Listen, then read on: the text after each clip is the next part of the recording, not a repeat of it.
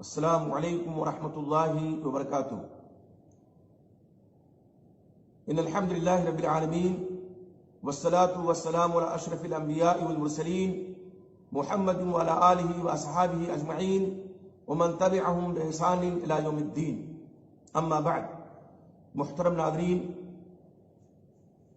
آج کے ہمارے درس کا موضوع ہے توحید کی اہمیت اور شرک سے اجتناب۔ اصطلاح شریعت میں توحید کہتے ہیں افراد اللہ بما یختص بہ، کہ اللہ کے ساتھ جو چیزیں خاص ہیں ان میں اللہ کو یکتا اور تنہا سمجھنا۔ جیسے عبادت صرف اور صرف اللہ کے لیے ہونی چاہیے، تو عبادت خالص اللہ کی ہونی چاہیے، اس میں کسی کو شریک و سہیم نہیں ٹھہرانا چاہیے۔ اسی طرح سے اللہ کی جو افعال ہیں وہ اس کی خصوصیت ہے، مثلا خلق ہے، رزق ہے، تدبیر ہے، اس میں اللہ کو یکتا اور تنہا سمجھنا، یہ توحید ہے۔ اسی طرح سے اللہ کے اسماء حسنی اور اس کی صفات جلیلہ جو ہیں، اس میں ان صفات میں اللہ کے اسماء میں اس کو یکتا اور تنہا سمجھنا، اس میں کسی کو شریک اور سہیم نہ ٹھہرانا، یہ توحید ہے۔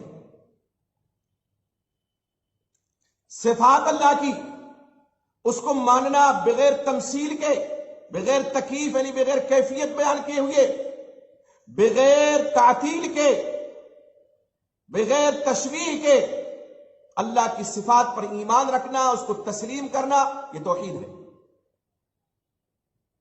تو جب ہمیں توحید کی تعریف معلوم ہو گئی تو یہ جاننا بھی ہمارے لیے ضروری ہے کہ اس کی اہمیت کتنی زیادہ ہے۔ توحید کی اہمیت کا اندازہ آپ اس بات سے لگائیے کہ انسان اور جنات اور کائنات کا مقصد تخلیقی توحید کا اس بات ہے۔ سورہ الذاریات آیت نمبر 56 میں اللہ رب العزت ارشاد فرماتے ہیں وَمَا خَلَقْتُ الْجِنَّ وَالْإِنسَ إِلَّا لِيَعْبُدُونَ، میں نے جنوں اور انسانوں کی تخلیق صرف اور صرف اپنی عبادت کے لیے کی ہے۔ یعنی اللہ نے ہمیں آپ کو پیدا کیا، انسان اور جنات کو پیدا کیا، کائنات کو پیدا کیا، کس لیے؟ تاکہ سب لوگ صرف اور صرف اس کی عبادت کریں۔ اسی طرح سے اللہ تعالیٰ نے اسی توحید کے اس بات کے لیے انبیاء اور رسولوں کا سلسلہ جاری فرمایا۔ قرآن مجید کی سورہ انبیاء آیت نمبر 25 میں اللہ رب العزت فرماتے ہیں وَمَا أَرْسَلْنَا مِن قَبْلِكَ مِن رَّسُولٍ إِلَّا نُوحِي إِلَيْهِ أَنَّهُ لَا إِلَٰهَ إِلَّا أَنَا فَاعْبُدُونِ، یعنی ہم نے آپ سے پہلے جتنے بھی رسول بھیجے سب کو یہی حکم دیا کہ میرے علاوہ کوئی معبود نہیں، تو تم میری ہی عبادت کرو۔ اسی طرح سورہ نحل آیت نمبر 36 میں اللہ رب العزت ارشاد فرماتے ہیں وَلَقَدْ بَعَثْنَا فِي كُلِّ أُمَّةٍ رَسُولًا أَنِ اعْبُدُوا اللَّهَ وَاجْتَنِبُوا الطَّاغُوتَ، بے شک ہم نے ہر قوم میں رسول بھیجے اور انہیں حکم دیا کس بات کا؟ کہ اللہ کی عبادت کرو اور طاغوت سے بچو، بتوں سے بچو۔ طاغوت کسے کہتے ہیں؟ ایک سوال ہے۔ طاغوت کا معنی و مفہوم کیا ہے، یہ جاننا بھی ضروری ہے تاکہ اس سے بچا جائے۔ اللہ ابن القیم رحمۃ اللہ علیہ فرماتے ہیں کہ ہر سرکش و باغی، حد سے زیادہ تجاوز کرنے والا یہ طاغوت ہے، اور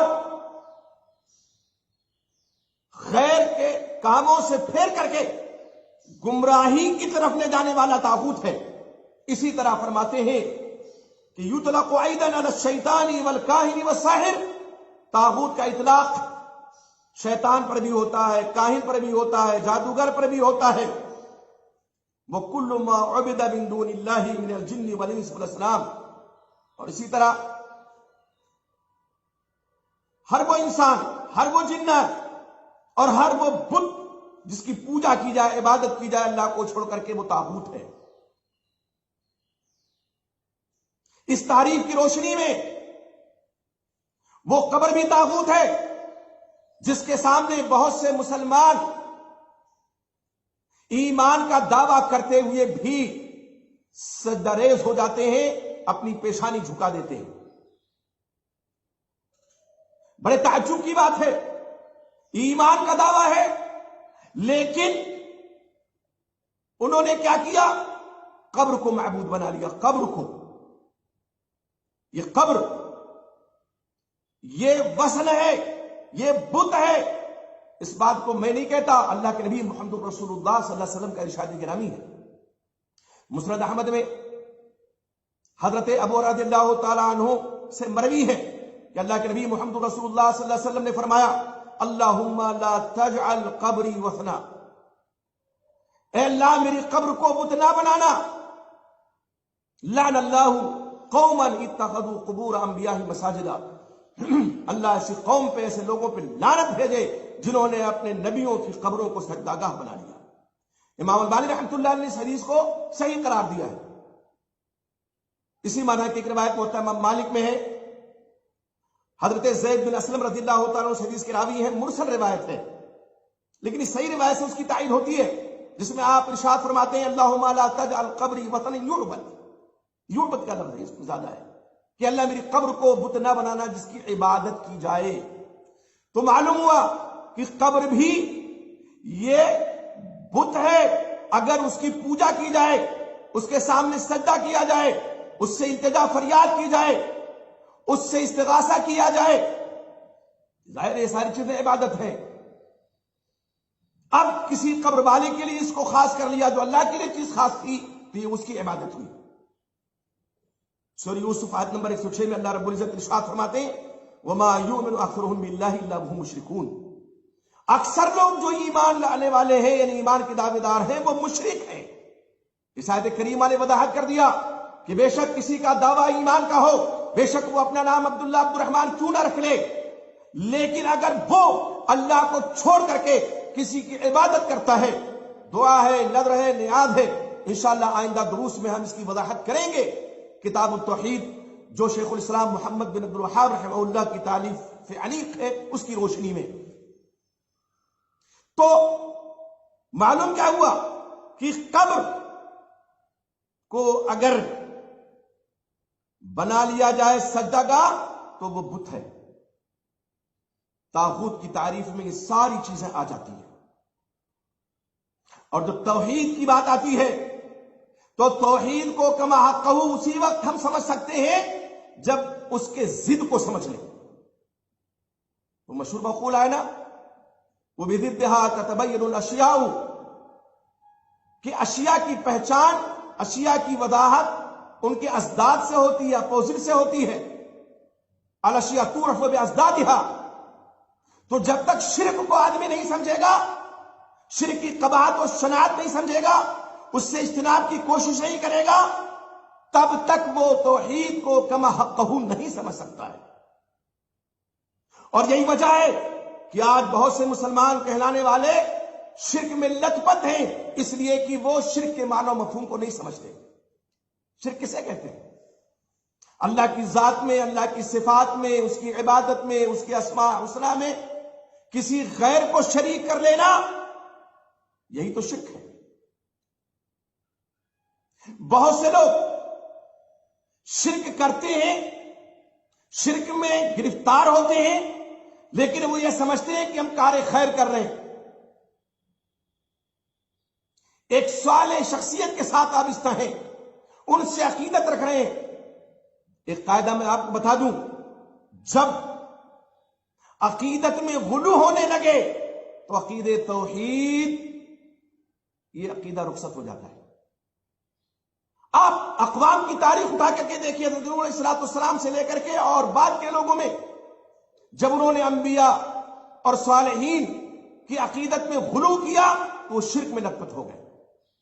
حضرت نوح علیہ السلام کے زمانے کے جن 5 لوگوں کا ذکر آتا، ود، سواع، یعوق، نصر، یہ صالحین تھے، نیکوکار لوگ تھے۔ لمبی حدیث ہے صحیح بخاری کی، میں صرف اشارہ کر رہا ہوں کیسے ان کی پوجا شروع ہوئی۔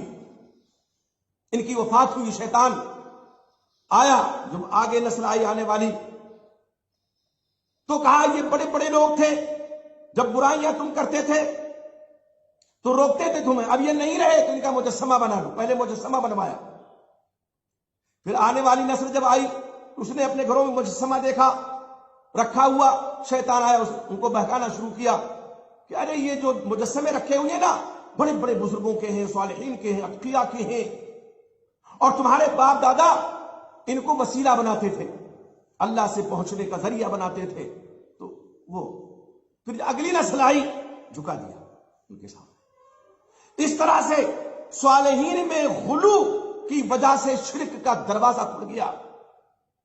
آج بھی صالحین ہے، ظاہر ہے، تو آج کے جو مسلمان کہلانے والے لوگ ہیں اگر صالحین اور نیکوکار لوگوں کے بارے میں غلو کریں گے تو شرک سے بچ نہیں سکتے، جبکہ شرک سے بچنا ضروری ہے۔ حضرت ابراہیم علیہ السلام سورہ ابراہیم آیت نمبر 35 میں دیکھیے، وہ دعا کرتے ہیں کیا؟ وَجْنُبْنِي وَبَنِيَّ أَن نَعْبُدَ الْأَصْنَامَ، اللہ مجھے میری اولاد کو بتوں کی پوجا سے بچا لے۔ بت، طاغوت، ہر وہ چیز جس کی عبادت اللہ کو چھوڑ کر کے کی جائے وہ طاغوت ہے۔ آج جتنے مزار ہیں اتنے پروردگار مسلمانوں نے بنا رکھے ہیں ہمارے بر صغیر میں، بڑے افسوس کی بات ہے، اور بھی جگہوں پر یہ چیز ہے، لیکن یہاں تو ہم کھلی آنکھوں سے دیکھ رہے ہیں۔ کلیجہ منہ کو آتا ہے، ایک موحد کا دل بے چین ہو جاتا ہے جب وہ شرک کے مظاہر دیکھتا ہے۔ اور یہ مظاہر کیوں وجود میں آئے؟ اس لیے کہ انہوں نے شرک کا معنی مفہوم نہیں سمجھا، تو توحید کو کما حقہ یہ نہیں سمجھ سکے۔ تمام انبیاء کرام علیہ السلام نے اپنی قوموں کو سب سے پہلی دعوت توحید کی دی۔ حضرت نوح علیہ السلام ہو، حضرت شعیب ہو، حضرت صالح ہو، حضرت ہود ہو، جن کا ذکر جمیل اللہ رب العزت نے قرآن مجید میں فرمایا۔ تو توحید یہ پہلی بھی دعوت ہے، یہی آخری دعوت ہے، ہمیشہ کی دعوت یہی توحید ہے، یہ اس کی اہمیت ہے۔ لیکن اس توحید کی اہمیت کو لوگوں نے نہیں سمجھا، کیوں؟ اس لیے کہ شرک کو نہیں سمجھا ہوا۔ حضرت نوح علیہ السلام کے بارے میں اللہ رب العزت فرماتے ہیں وَلَقَدْ أَرْسَلْنَا نُوحًا إِلَىٰ قَوْمِهِ فَقَالَ يَا قَوْمِ اعْبُدُوا اللَّهَ مَا لَكُم مِّن إِلَٰهٍ غَيْرُهُ، یقیناً ہم نے نوح علیہ السلام کو ان کی قوم کی طرف بھیجا، انہوں نے اپنی قوم کے لوگوں سے کہا اے میری قوم کے لوگوں، ایک اللہ کی عبادت کرو، اس کے علاوہ تمہارا کوئی معبود نہیں ہے۔ اب یہ ایک اللہ کی عبادت، ظاہر ہے ایک اللہ کی عبادت شیطان کیسے برداشت کر سکتا ہے؟ تو شیطان نے ملمہ کاری کی، شرک کو اس طرح سے ملمہ سازی کر کے لوگوں کے سامنے پروسا پیش کیا کہ بہت سے وہ لوگ جو ایمان کے دعوے دار تھے وہ مشرک بن گئے، جیسا کہ سورہ یوسف کے حوالے سے میں نے بیان کیا۔ آج ہمارے یہاں کتنے مزار ہیں جن کی عقیدت میں گرفتار ہو کر کے لوگ وہاں جا کر کے سجدہ کرتے ہیں، ناک رگڑتے ہیں، اور تف تو تب ہوتا ہے جب انسانوں کو چھوڑ کر کے جانوروں کی پوجا شروع ہو جاتی ہے۔ میں آپ کو ایک دل دہلانے والا، دل دہل جائے گا کسی موحد کا واقعہ سناؤں۔ صراط مستقیم ایک پرچہ نکلتا ہے برمنگھم سے، برطانیہ سے، جنوری سن 1999 کے شمارے میں ایک واقعہ اس میں لکھا ہوا ہے، سندھ کا واقعہ، کہ سندھ میں ایک قبر پہ لوگوں کی حاضری ہر جمعرات کو ہوتی تھی اور بڑی بھیڑ لگتی تھی، مرد و خواتین سبھی۔ وہ خواتین جن کو آج مسجدوں میں جانے سے روکا جاتا ہے، مزاروں کی زینت بننے کے لیے وہ ہمیشہ نہ صرف کہ تیار رہتی ہے بلکہ مردوں کو لے کر کے جاتے ہیں۔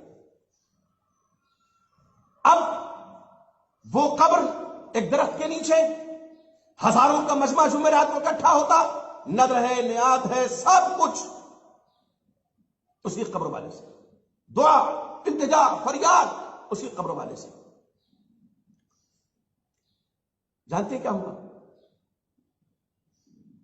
ایک دن وہ جو دو بھائی سگے مجاور تھے، ہزاروں کے مجمع میں انہوں نے ہاتھ کھڑے کر دیے، اور ہاتھ دونوں کھڑے کر کے انہوں نے کہا آپ نے کہ بھائیو بہنوں سنو، اتنے برسوں سے آپ لوگ یہاں آتے ہیں زیارت کے لیے، التجا و فریاد کرتے ہیں، استغاثہ کرتے ہیں، مدد طلب کرتے ہیں قبر والے سے۔ ہم آپ کو اس کی حقیقت بتائے دیتے ہیں، یہ کسی بزرگ کی قبر نہیں ہے، بلکہ یہ ہمارے گدھے کی قبر ہے۔